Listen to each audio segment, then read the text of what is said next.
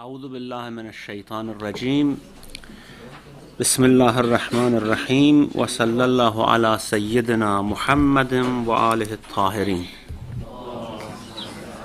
اللهم صل على محمد.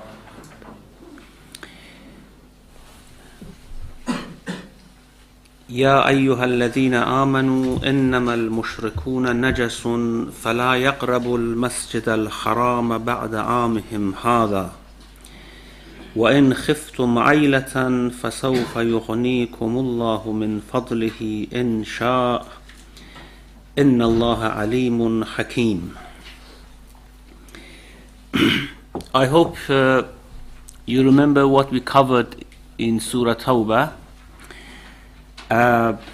It began with the announcement of Bara'ah from the Prophet through Amirul Mu'mineen Ali ibn Abi Talib alayhi salam to the Mushrikun, and a declaration of all-out war against the Mushrikun after four months, which were the month after Dhul Hajjah, and then it continued with a justification of why this war should happen, and several different issues about Masjidul Haram and other things.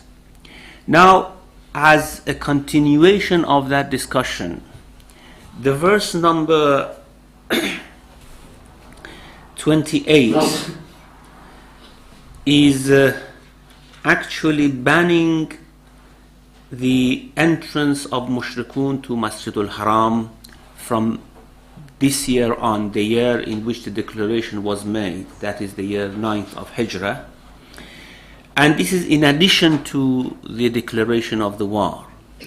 Well, first the declaration of the war was announced, and that was you have to fight Mushrikun, and they are not allowed to live in your vicinity unless they submit to Islam. And now it is mentioning that since, of course, in the month of Haram, in Shahrul Haram, war is prohibited, the Mushrikun could come in from other areas, which was out of the reach of Muslimun. Of course, they could come for Hajj. Now it is banning even the Hajj for Mushrikun.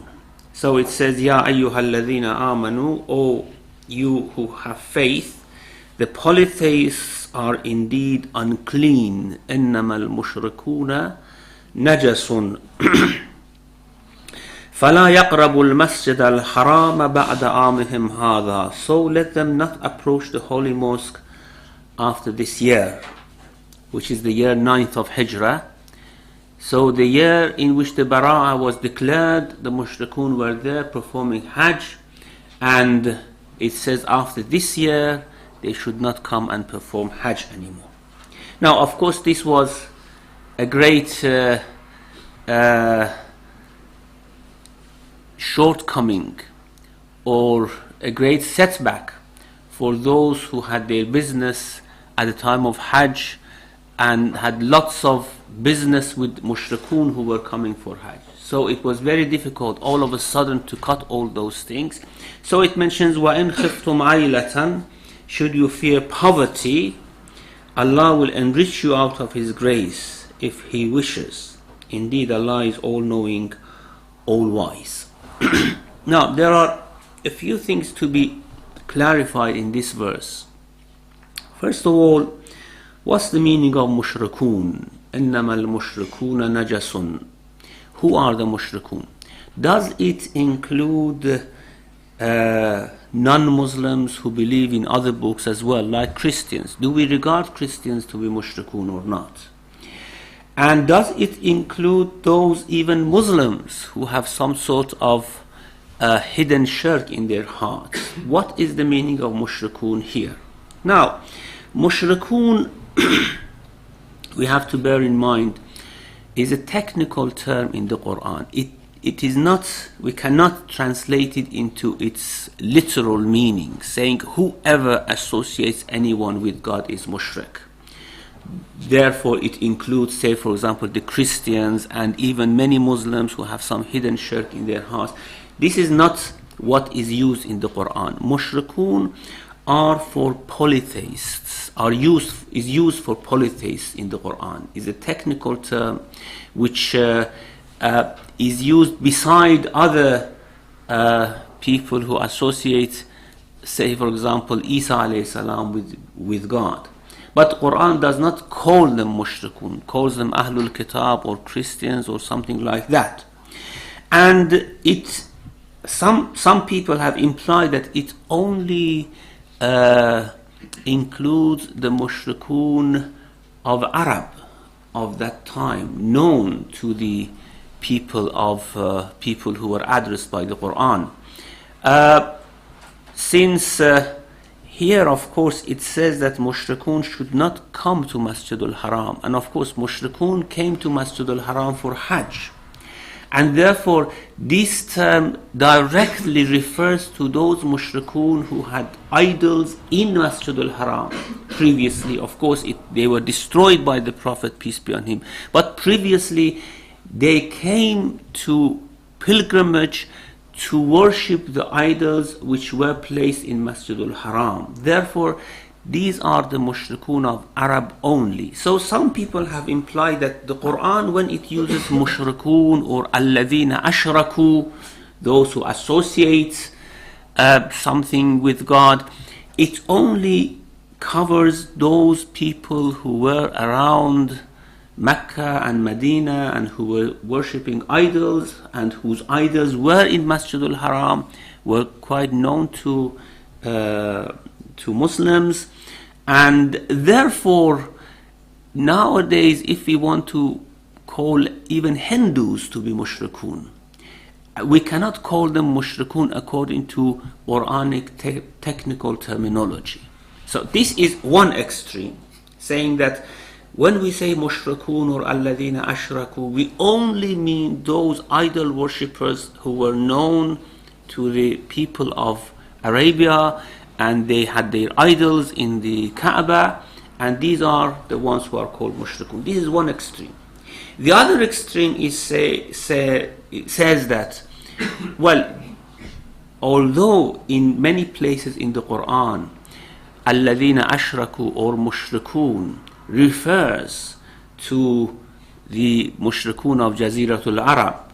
However, we should take this out of its context, out of its limitation, and use the term as the literal meaning implies. So anyone associating anything with Allah subhanahu wa ta'ala is a mushrik.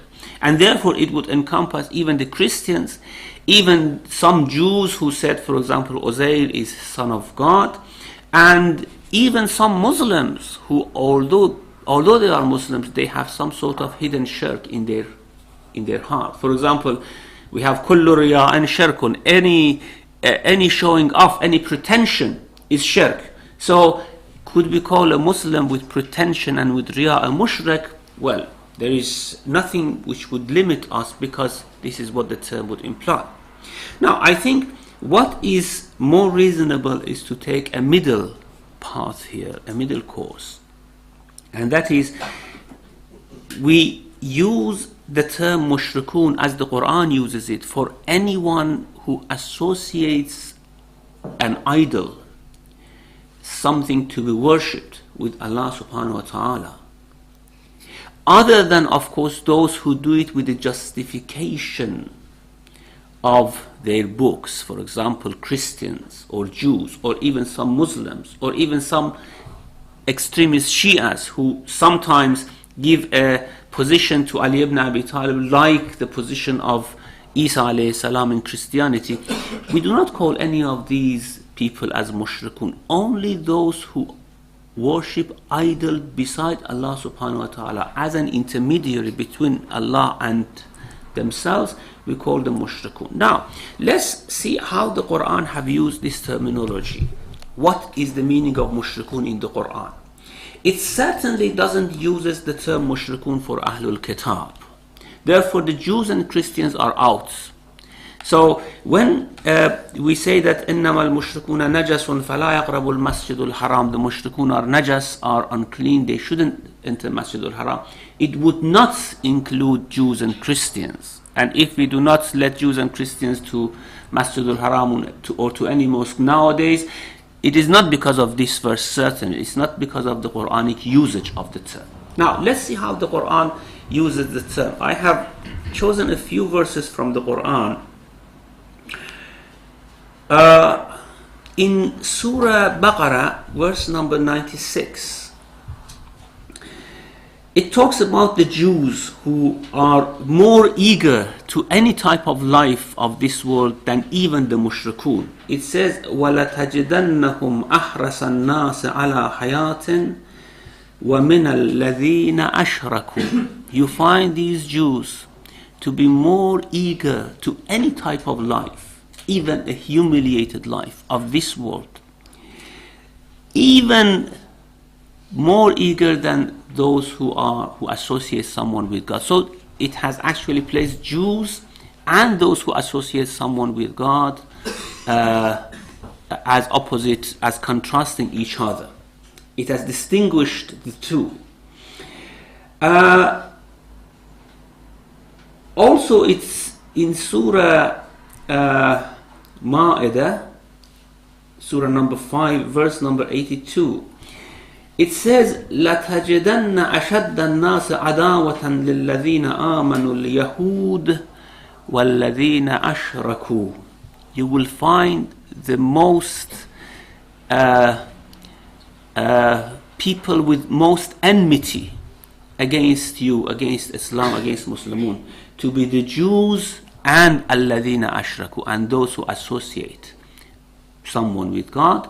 وَلَتَجِدَنَّ أَقْرَبَهُمْ مَوَدَّةً لِلَّذِينَ آمَنُوا الَّذِينَ قَالُوا إِنَّا نَصَارَى.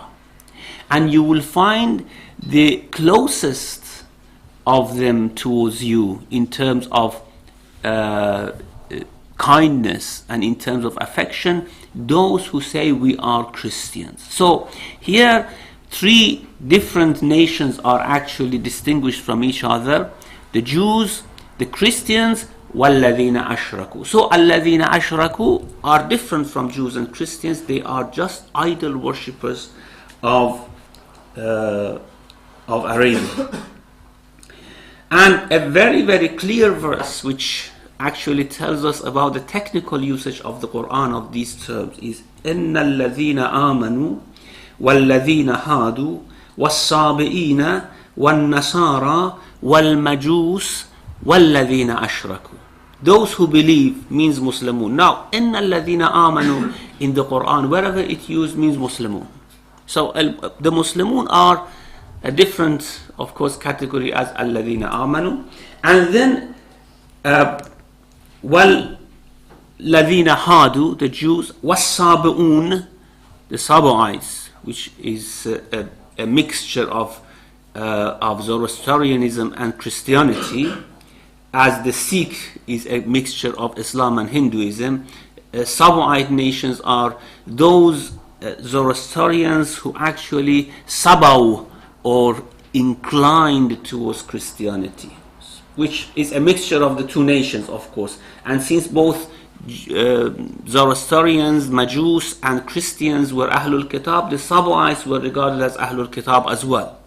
So those who believe, the Muslimun, the Jews, the Saba'ites, the Nasara, the Christians, Majus, Zoroastrians, وَالَّذِينَ أَشْرَكُوا, and those who associate someone with God. Now you might say that even the Zoroastrians associate someone with God. They say there are two powers in this world.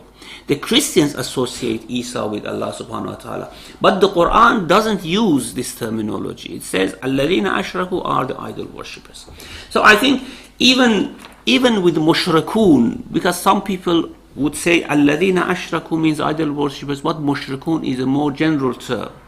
وَمَا يُؤْمِنُ أَكْثَرُهُمْ بِاللَّهِ إِلَّا وَهُمْ مُشْرِكُونَ. In Surah Yusuf, in verse 106, we have, and most of them do not believe in Allah subhanahu wa ta'ala, but they associate something with Him.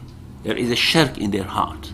Which of course, again, this would refer to the mushriks of Arab, who all of them believed in Allah subhanahu wa ta'ala, but they associated idols as well. They said there is a go-between between us and Allah subhanahu wa ta'ala, which are the idols.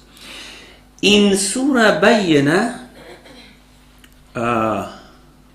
of course, we have, which is Surah number 98, إِنَّ الَّذِينَ كَفَرُوا مِنْ أَهْلِ الْكِتَابِ, those who disbelieve from Ahlul Kitab, وَالْمُشْرِكِينَ. So mushrikeen are different from Ahlul Kitab. Now, if someone wants to argue according to this verse, that we should not let Jews and Christians to enter Masjid al-Haram, of course the justification is not acceptable, because the verse talks about al-mushrikun, and mushrikun in the Quran are different from Ahlul Kitab. Mushrikun are idol worshippers. Now, someone may actually refer to this verse prohibiting the Hindus from entering Masjid al-Haram. That's right. We could say, since the Quran uses the term as idol worshippers and Hindus are worshipping idols, of course there is always a justification for idol worshipping. You might encounter some Hindus, they say we are not actually worshipping these idols. These are the symbols of those creations of God in whom God incarnated, came to this earth, and we are not actually worshipping anything beside God. These are the incarnations of God. But if you really discuss it with them, you will find that this idol worshipping is a part and parcel of Hindu religion. Even if you go to the Hindu temple here, they have listed the main tenets of their religion, and one of the most important is idol worshipping. So, according to this verse, you could actually preclude Hindus to enter Masjid al-Haram, but you could not preclude Jews and Christians, according to this verse, if we don't have any other, of course, document or hadith or anything else. According to this verse, you could not preclude them. However, yes, mushrikun. Now, of course, mushrikun, even you could say, why did they come to Masjid al-Haram? They didn't come just to watch Muslimun performing Hajj. They came to perform their own Hajj as an idol worshipper. So you might say that even a mushrik who comes just for visit is not precluded by the verse. It's only the mushrikun coming to perform Hajj. And the Hajj, in the way that they were performing, they were actually, they went naked, they started to clap and sing songs and such things, which were a part and parcel of their Hajj. So it is this type of idol worshippers who are precluded to enter Masjid al-Haram. However, I mean, to be on the cautious side, any idol worshipper for any purpose, according to this verse, we could say that should not enter Masjid al-Haram, and this is of course different from Ahlul Kitab, Jews, Christians, Zoroastrians. Now, the other point in this verse is the justification for why mushrikun should not enter Masjid al-Haram. And the justification is إِنَّمَا الْمُشْرِكُونَ نَجَسٌ. The mushrikun are unclean. And of course, we have ritual uncleanness and real uncleanness. Real uncleanness is uncleanness which usually people avoid, which is vile, which we try to wash ourselves from it because it is something which is unpleasant for human nature. This is real uncleanness. Or it has microbes, or it would bring infection or whatever like that. Ritual uncleanness is something which does with uncleanness which prevents from worship. Now, of course, any uncleanness which is real uncleanness is regarded as ritual uncleanness as well. If you go to the Bab al-Najasat in the Tawzih al-Masail, you will find that the list of ritual unclean things, most of them are the things which are really unclean and we despise and we hate to have association with them. So most of the real unclean things are a part of ritual uncleanness. Now, there are some things which really we do not regard as unclean, but ritually we are told that they are unclean. Like, for example, dog. Dog is an animal which, of course, we do not regard really to be unclean. Our nature really does not tell us that this is something that you have to avoid. And the best reason for it is that many people are inclined to have dogs as pets in their houses. So the human nature does not regard it to be unclean, really unclean. Or like, for example, mushrikun, someone who is idol worshippers. An idol worshipper is a human being. Now, you might say that, okay, what is wrong with, say, for example, touching an unclean person, an idol worshipper with wet hand and then starting to pray? There's nothing unclean in it. They might be very clean, very scrupulous about the having bath and all these things. So what's this type of uncleanness? Ritual uncleanness actually has two sides. One is uncleanness which we regard physically to be unclean. The other is uncleanness which we regard as spiritually to be unclean, which has some effect in the spiritual world, in the world of the angels, so to speak. So whatever bars the angel from coming near you when you are praying, for example, would be regarded as a ritual uncleanness. Now, this might be a physical uncleanness that we really regard to be unclean, or something which we do not regard to be unclean physically.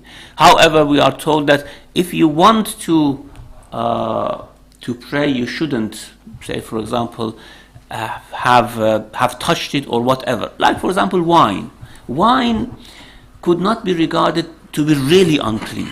It's just a type of process which one of the most or many of the most delicious or pure things in this world, like apple, like grape and other things, go through this process and they ferment and they become wine. Now they become alcoholic. Now there's nothing really physically unclean about this, and maybe this is why Shaykh al-Saduq regards wine to be pure, to be clean ritually. However, it's prohibited to drink it, which is of course a different thing. But it says ritually, if you touch wine and you want to pray, there is nothing wrong with it because it's not unclean ritually. Of course, this is the only Shi'i jurists who have issued such a fatwa. All other jurists would say that it's ritually unclean and it is prohibited to drink. Now, the important thing about ritual uncleanness is that it would somehow affect the spiritual status of the person. Now, you might say how a physical thing might affect the spiritual status of a person. Well, this is very clear in our day-to-day life. Even our physical attitudes, our physical disposition at different times would affect our spiritual status. So it is quite possible that a physical thing might affect the spiritual status and the station of a person. And this is why ritual uncleanness includes things which we do not hate, which we do not really regard to be unclean. However, there are some other effects which we might be unaware of. Now, is anything which is ritually unclean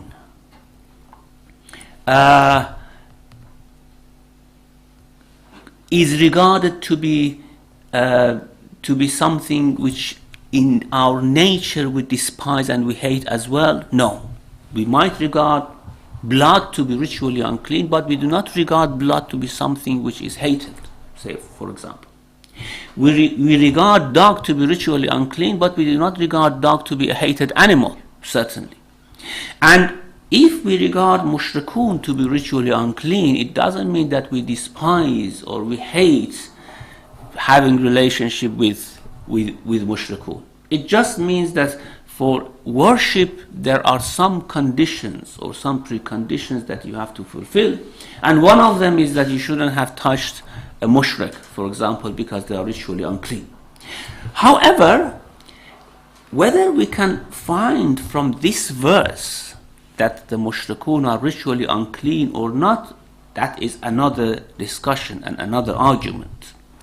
Usually many exegetes and many jurists, when they want to prove that mushrikun are ritually unclean, they refer to this verse, إنما المشركون نجس, and then they include all Ahlul Kitab and everyone in this verse, saying that, okay, why you say that Christians are unclean ritually? Well, because Quran says إنما المشركون نجس. Now we have to make a few issues clear here. First of all, as we established, mushrikun in the verse does not mean Ahlul Kitab. So if you want to prove that Ahlul Kitab are najis, you cannot refer to this verse. Mushrikun are idol worshippers. Secondly, even for idol worshippers, could we refer to this verse to prove that they are najis? Now, najis, although it have a meaning of physical uncleanness and ritual uncleanness, it also has the meaning of spiritual uncleanness. They are spiritually unclean. Their souls are affected with uncleanness of shirk, which is of course a very filthy type of attitude of the soul. Shirk is a very filthy type of attitude of the soul. Therefore, since they are affected, they shouldn't enter a place which is very pure and quite clean, which is Masjidul Haram.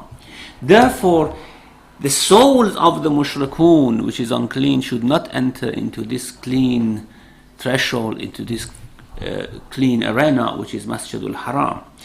It is because of this that some exegetes, including Allama Tabatabai, say that with this verse you cannot prove ritual uncleanness of mushrikun. If you want to prove it, well, there are lots of ahadith in fiqh. You have to go there, you have to analyze it and say whether they are unclean or not. However, this verse doesn't mean that they are unclean, and if they come into Masjidul Haram and they are wet, they will make all Masjidul Haram najis. No. It says that they are spiritually unclean, they shouldn't enter Masjidul Haram after this year. And therefore, the only thing that we can infer from such a statement is that mushrikun are not allowed to enter Masjid al-Haram because of some sort of a spiritual status that they have.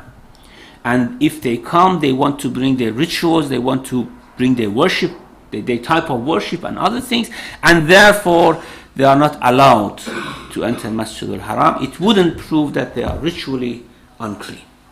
So, they are najas, إنما المشركون نجس فلا يقربوا المسجد الحرام بعد عامهم هذا. So let them not approach the holy mosque after this year, which of course is clear, the year 9th of Hijrah. وإن خفتم عيلة, and should you fear poverty. As I said, there were many people whose business thrived on the pilgrimage of mushrikun every year. And of course, the number of Muslimun at that time was not so much that would have made a type of thriving and affluent market in Mecca for these people. And therefore, this was a sudden shock to the business of those people who had their business, their trade in Mecca. So it says you should not bring economical justification to somehow argue against this injunction. If you fear poverty, فَسَوْفَ يُغْنِيكُمُ اللَّهُ مِنْ فَضْلِهِ, Allah will enrich you out of His grace if He wishes. Now, if He wishes means, of course, because immediately after this injunction came, the next year, of course, the idolaters didn't come to Hajj, the number of the Hujjaj decreased tremendously. And of course people said, okay, Allah had promised us that He would enrich us and He would replace the lack of idolater pilgrims with something else, but He has not. Of course, it would have taken some time, probably a few years, until the number of the Muslimun increased and they started to come to pilgrimage, and the number started to grow even more than the number of Muslimun and idolaters at that time put together. And therefore, insha means that, of course, whenever He wills. And whenever He wills means after a while He will give you a replacement of this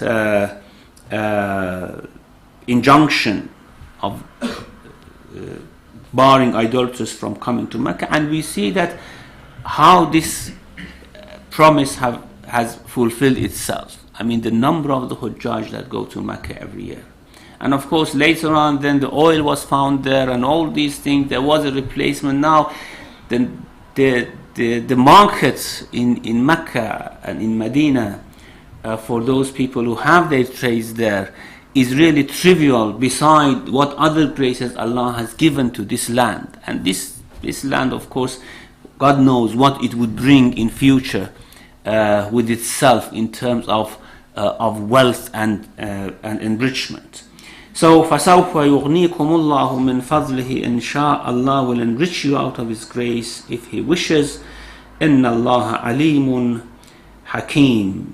Indeed, Allah is knowing, all-wise. It means all-wise. When He says Hakim, means that you have to wait for His wisdom to show itself.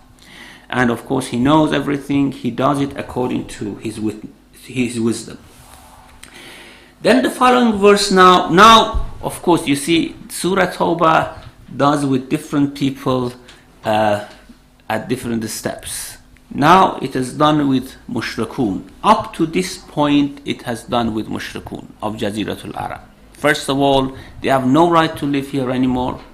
If they want to live as idolaters, they have to leave this land. Secondly, they cannot come to pilgrimage. And now, of course, it turns to Ahlul Kitab. Up to here, it was mushrikun. Now it turns to Ahlul Kitab in the following verse. قَاتِلُوا الَّذِينَ لَا يُؤْمِنُونَ بِاللَّهِ وَلَا بِالْيَوْمِ الْآخِرِ وَلَا يُحَرِّمُونَ مَا حَرَّمَ اللَّهُ وَرَسُولُهُ وَلَا يَدِينُونَ دِينَ الْحَقِّ مِنَ الَّذِينَ أُوتُوا الْكِتَابَ حَتَّى يُعْطُوا الْجِزْيَةَ عَنْ يَدٍ وَهُمْ صَاغِرُونَ. Fight those who do not have faith in Allah, nor believe in the last day, nor forbid what Allah and His apostle have forbidden, nor practice the true religion from among those who were given the book until they pay the tribute out of hand degraded. Now, this is a very controversial verse, of course, if you want to discuss it, especially when we come to human rights nowadays, because it says until they pay tribute out of hand degraded. حَتَّى يُعْطُوا الْجِزْيَةَ عَنْ يَدٍ وَهُمْ صَاغِرُونَ. And also there are many theological issues invested in the discussions of this verse. Like, for example, if they are Ahlul Kitab, why do you say they do not believe in God? If they are Ahlul Kitab, why do you say they do not believe in Yawm al-Akhir? These are the discussions which we have to go through to see in this verse, inshallah, next week. وَصَلَّى اللَّهُ عَلَى مُحَمَّدٍ وَعَلَيْهِ الطَّاهِرِينَ. Thank you very much indeed, Sheikh, for coming like immediately, first of all, after your holiday from Iran. Thank you. Secondly, what I understood from today's lecture is that if somebody does a worship through idols, then Allah regards that as shirk. But if somebody does a worship through a human being, say for example prophets and imams, even though you might ask directly their hajats, even though you might ask your hajat through them directly, which I think you explained very well in your previous lectures as well, that Allah will not regard as shirk, because you have explained, for example, that Allah's intention is the Prophet's intention, and the Prophet's intention is also Allah's intention. So based on that, we can pray through them or directly to them for our any hajat. Is that is what I've come to the conclusion from today's lecture. Well, it's not regarded as shirk as is mentioned in the Quran, but whether it's allowed or not, we have to qualify that. To what extent it's allowed, with what intention it's allowed. So that's a different issue, certainly. And inshallah, in the following verses, when it talks about Ahlul Kitab and why you should fight them, and it mentions وَقَالَ اليهود أزير ابن الله وقالت اليهود أزير ابن الله وقالت النصارى المسيح ابن الله. The Jews said Uzair is the son of God. The Christians said Jesus is son of God, and that is why you have to fight them. It would make clear that although we do not regard them as mushrik, but there are some tenets, some beliefs which are not allowed in the true religion of God. However, yes, mushrik is not someone who actually pays tribute to the Prophet of God or to any imam. This shirk is a very dodgy type of concept, which you could fall into two extremes if you do not define it very, very clearly. So we have on one side we have the very orthodox, whether Muslims, Jews, or anything like Wahhabis and others, which they regard any type of tribute paid to any wali of Allah subhanahu wa ta'ala as being shirk. And on the other extreme you find, say for example, Christians or even Hindus who worship all these idols in the name of God. So we have to qualify this clearly. Inshallah, in the following weeks we will discuss this. Okay, sisters,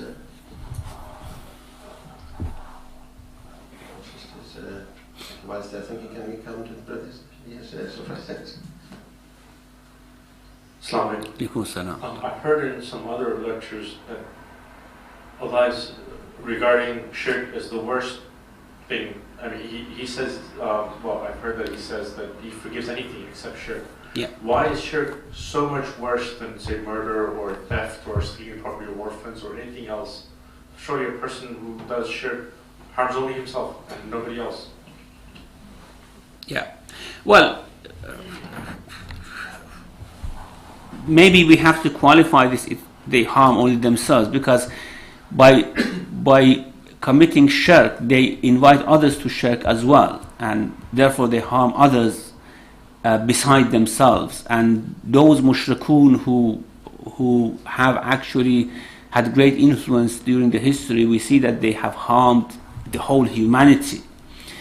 And as we have the quotation from Ibrahim alayhi salam in the Quran about the idols. It says, "Rabbi innahunna adlalna kathiran min an-nas." They have actually diverted and misguided many great number of people during the history. And of course it has been through people who have worshipped these idols and who have done shirk.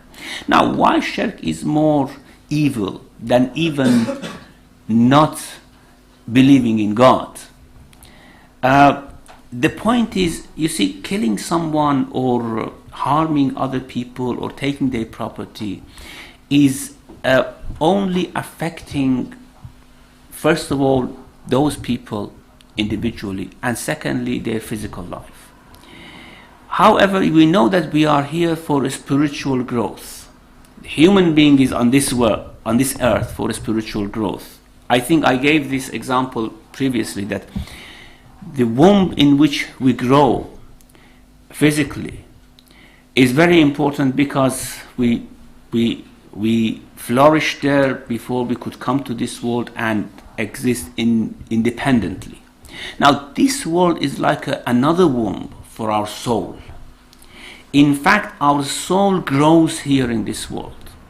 And if we are going to deflect the soul from its right path, then it is just like if you have, for example, amputated a person in the womb of their mothers. For example, you cut their hands. When they come to this world, they don't have hands. And if there was such a technology that people could cut hands of fetus in the womb, and they did it, we could have imagined how terrible, how heinous this type of act would have been, cutting hands of people before coming to this world, so that, for example, they could not resist some sort of other race, say for example.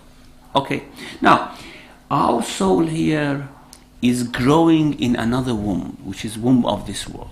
This world is a womb for our soul. Now, if when we go to that world, we would see that what things would have actually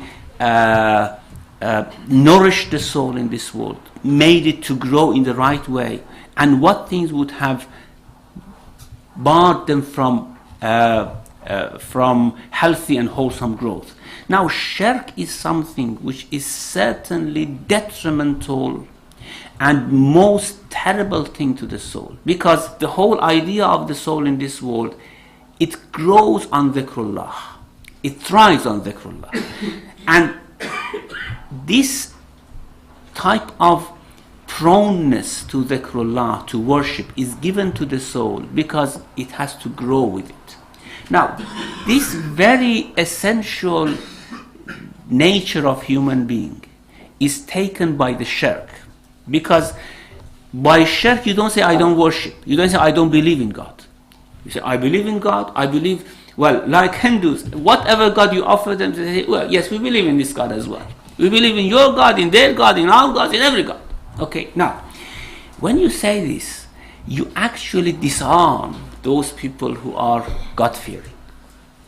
You say, you believe in God, I believe in God as well. However, let's worship this God as well. Now, this is very, very detrimental to human soul. Human soul thrives on dhikrullah, on worshipping Allah subhanahu wa ta'ala.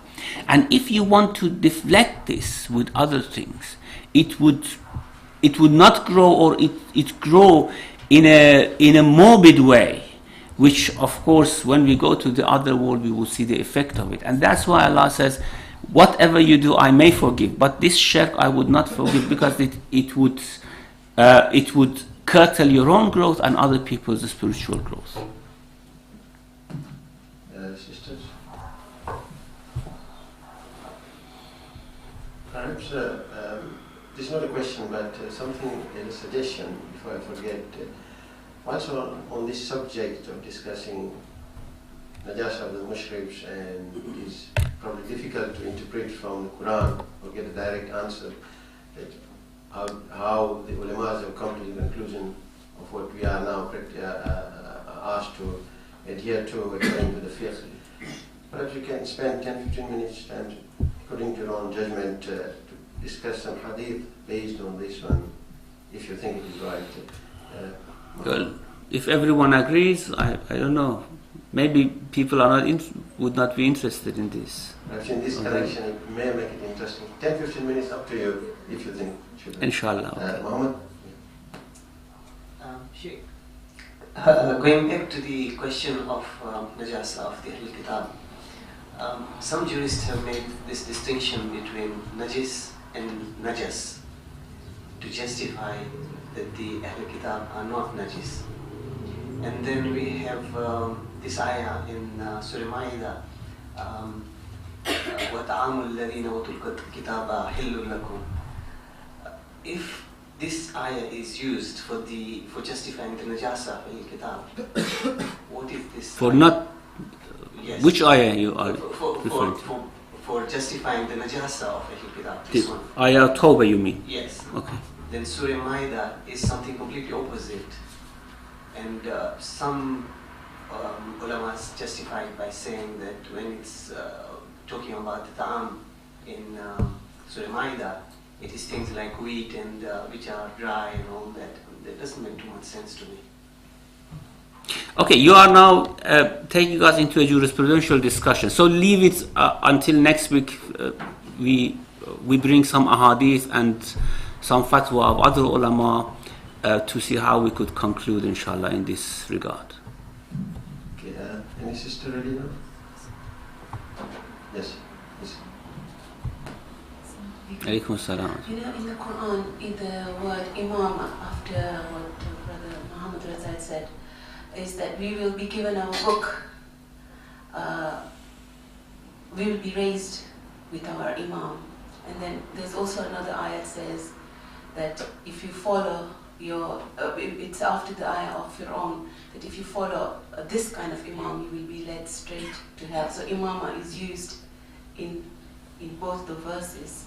So going back to the question of who you follow, or having it doesn't really need necessarily to be an idol worshipper, like an idol itself. It could be a person, would you say, or somebody who has. Could you be the idol yourself? Like if you say that you consider yourself so important, like indulging your self-importance. Yeah. Wouldn't that also be an idol? Yes, certainly. I mean, even many idols were human beings before, and after they died, they made the sculpture of them, worshipping those idols. So it doesn't actually make any difference whether you worship an idol originally out of stone or idol of a person which was being worshipped previously. As Fir'aun said, "Ana rabbukum al-a'la," I am your highest Lord. However, when we come to prophets of God and imams, which people mistakenly took them, they did not regard themselves to be anything like that. They mistakenly took them or gave them higher position that they deserved. They gave them the position of God from different aspects. Then we argue that, of course, the Christians, although they have done this, although they are mushrik in the sense, but mushrikun of the Quran are different from this type of mushrik. Mushrikun of the Quran are idol worshippers, and these should correct themselves. Of course, it's not acceptable at all. And if we do it in our Shia faith, it's not acceptable at all. But we have to give it another terminology. In fact, this type of confusion was made at the beginning of Islam as well, when, of course, this verse was revealed. إِنَّكُمْ وَمَا تَعْبُدُونَ مِن دُونِ اللَّهِ حَسَبُ جَهَنَّمْ أَنْتُمْ لَهَا وَارِدُونَ. You and whatever you worship are the wood of the fire, the fuel of the fire, and you will enter it, of course. Now, some mushrikun said, okay, this is a good argument against you, because the Christians are worshipping Isa, and if what themselves and what they worship are fuel of the hell, so Isa is fuel of the hell as well. Now, then it was qualified with the verse, إِنَّ الَّذِينَ سَبَقَتْ لَهُم مِّنَّ الْحُسْنَى أُولَٰئِكَ عَنْهَا مُبْعَدُونَ. Of course, these did not claim it for themselves, and these are people which have good decree from Allah subhanahu wa ta'ala right from the beginning, so they are quite far away from it. It's other people who have made it. So there are lots of discussions here. Inshallah, we will discuss it when we come to the verse of وَقَالَتِ النَّصَارَى الْمَسِيحُ ابْنُ اللَّهِ. Yeah. Does that make them najis, the people who do that? According to the verse, you mean? According to this verse, no. This verse does not actually refer to any type of ritual najasa. It refers to a spiritual type of najasa which doesn't somehow infect others, for example, through rutuba or anything like that. In the issue of najasa, we have to distinguish between mushrikun and ahlul kitab, as many ulama have done. And then we have to see whether ahlul kitab have the same ruling as mushrikun or not. And what's the ruling of ahlul kitab, what's the ruling of mushrikun? So I think it's quite necessary that we discuss this, inshallah, in 15 minutes next week, to see what are the different opinions of the jurists about it, inshallah. Thank you, Shaykh. In Surah Baqarah, Allah says, "And we made the house a pilgrimage for men." And in other verses of Surah Hajj, we notice that Allah addresses to mankind in general, rather than to "Oh, you believe." Is there a particular reason, and would the mushrikeen come under all mankind if that's the case? Why does Allah Well, of course, it's for all human beings, as faith is for all human beings. So Allah has sent His prophets, the faith for all human beings to believe in. And of course, those who believe, they have some special type of special attendance from Allah subhanahu wa ta'ala, or a special type of rulings. And when in Surah Hajj or in Surah Baqarah, Allah says, for example, to Ibrahim, وَعَذَّنْ فِي النَّاسِ بِالْحَجِّ, means those people who believe in you. Of course, those who do not believe in Him, they don't come to Hajj. And since the Hajj was established before our Prophet, at the time of Ibrahim, so even non-believers in our terminology, non-Muslims, were invited to come to Hajj. Those who followed Ibrahim, those who followed Musa, for example, they were invited to go to Hajj. Of course, Musa and Isa alayhi salam, they themselves, they performed pilgrimage, as we have in many ahadith. And this is because of the call of Ibrahim, وَأَذَّنْ فِي النَّاسِ بِالْحَجِّ. But they did not mention this to their followers, since, of course, they were living in some other areas, and Allah had made their rituals actually a bit different from ours. However, eventually it was foreseen, or it was intended by Allah subhanahu wa ta'ala, that when Prophet Muhammad comes, all the people should come to Hajj, should first of all believe in him, and then all the people should come to Hajj. Sisters? No? Okay, is that? Sheikh, it's just a request really, as part of the exercise next week when you wrap up this discussion about najasa and physical and ritual uncleanliness, and when you bring various jurisprudence interpretation, how about extending it a little and seeing what the Ahl Sunnah also, how they vary from the Shia interpretation as well? It would be good. And once it is easy for me at least to say who are Ahlul Kitab, I have great difficulty in classifying who the Munafiquns are, or the Mushriks are in the present world, really. You gave me an example of Hindus, but I'd just like to see how does one go about classifying these different people. Okay, inshallah. Yeah. I think you make it half an hour. Yeah. Probably. Sisters, yeah. Sorry, did you have a question? Sisters? Yeah, please. Alaikum assalam. You said the Zoroastrians are Ahlul Kitab as well, so do they have a book or a prophet? They had a book. In fact, in a hadith we have that the Prophet said they had a book written on 12,000 cow skins or goat skins, which was quite a very extended and long book. And they had a prophet that they killed him. I think Zoroaster, or Zartosht as the Persians call him, he was a true prophet of God, and he did not preach this duality between truth and falsehood, or God and Shaitan. He preached Tawheed. However, later on the religion was distorted into this fire worshipping, and also the duality between good and bad and evil. So yes, Islam regards them to be Ahlul Kitab, and they had a book.